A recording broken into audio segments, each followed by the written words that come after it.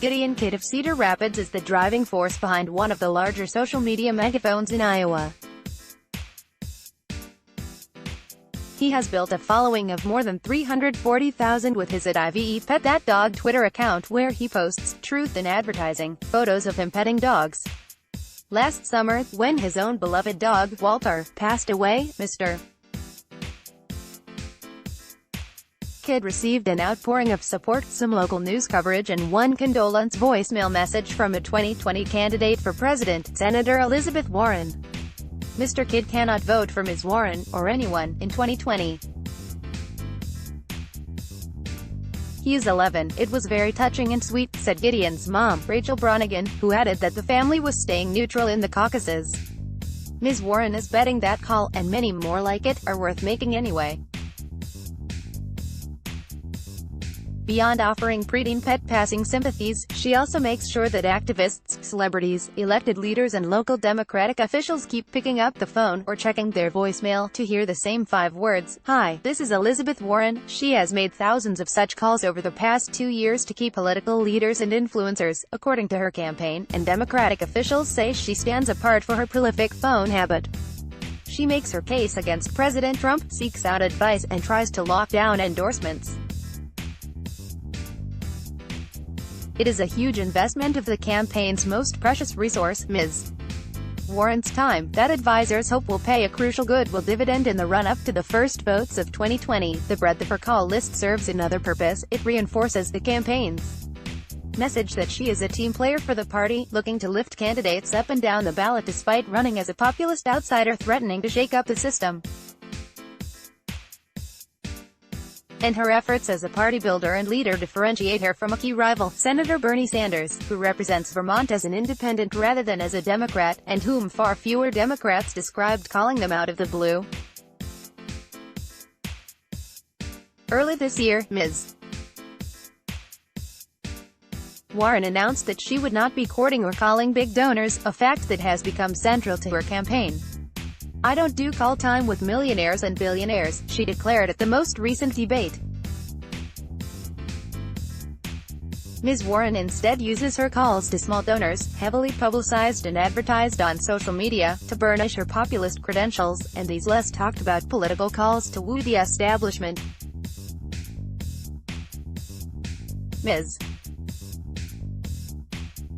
Warren occasionally makes the calls on the long walks she takes in the morning. She likes to get her steps in and can sometimes be seen, sans entourage, briskly roaming the streets of whatever city she woke up in that day. But most often her calls are made in car rides in between events. "Call me Elizabeth," the senator from Massachusetts often says, a suggestion that most opt to ignore. The excuses to stick with an honorific vary. "I would love to." Peter Leo, the Carroll County chair in Iowa, replied when they first spoke, "Except my wife's name is Elizabeth." Ms. Warren hardly invented the political call list. Everyone does it. But Ms. Warren's personal phone outreach cuts far deeper than the obvious power brokers, from cheering state-level officials for their accomplishments, to leaving a voicemail message for the actor Billy Porter after he hosted a faux 2020 town hall event on Saturday Night Live, to offering encouragement to candidates after they've lost and congratulations if they've won. The other candidate besides Ms. Warren, who officials say seems to call the most people, is Senator Cory Booker. She recently called Jena Griswold, the Colorado Secretary of State, to praise her for an anti-corruption package of bills that passed in that state. She has dialed up officials in Texas, pastors in South Carolina, and labor leaders in Michigan. Lorena Gonzalez, a California Assemblywoman and the chair of the Latino caucus in the state legislature, got a call from Ms. Warren this fall soon after a bill that Ms. Warren had supported was signed into law.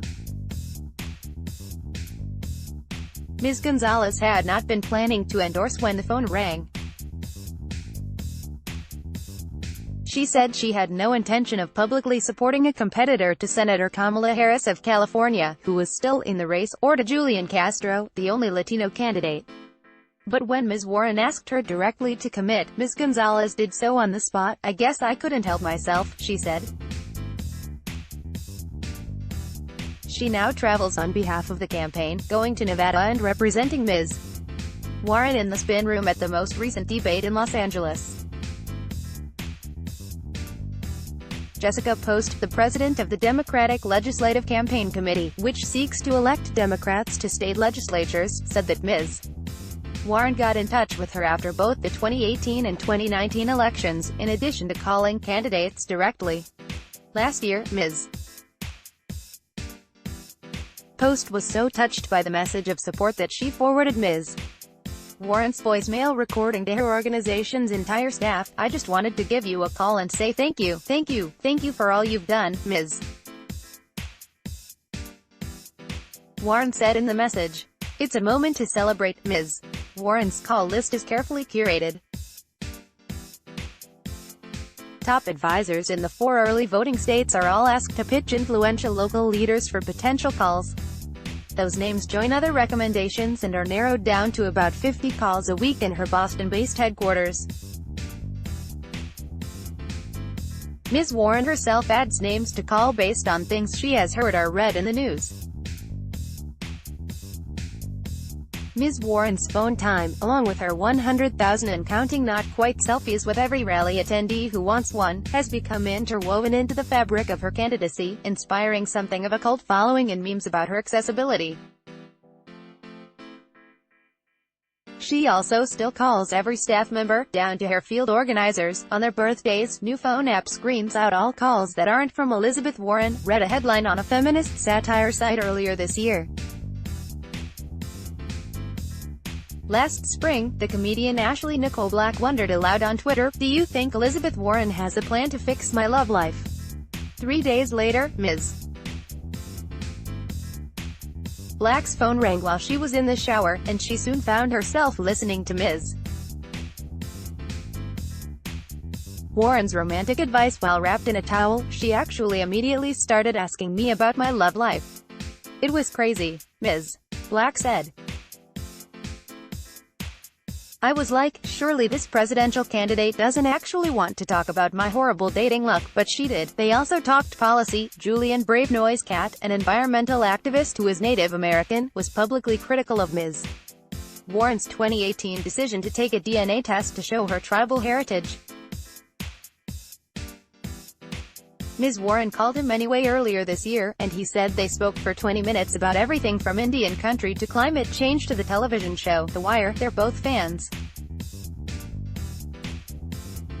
She gave him her cell phone number, too, to keep in touch via text. "It was a risk for her to reach out to me," Mr.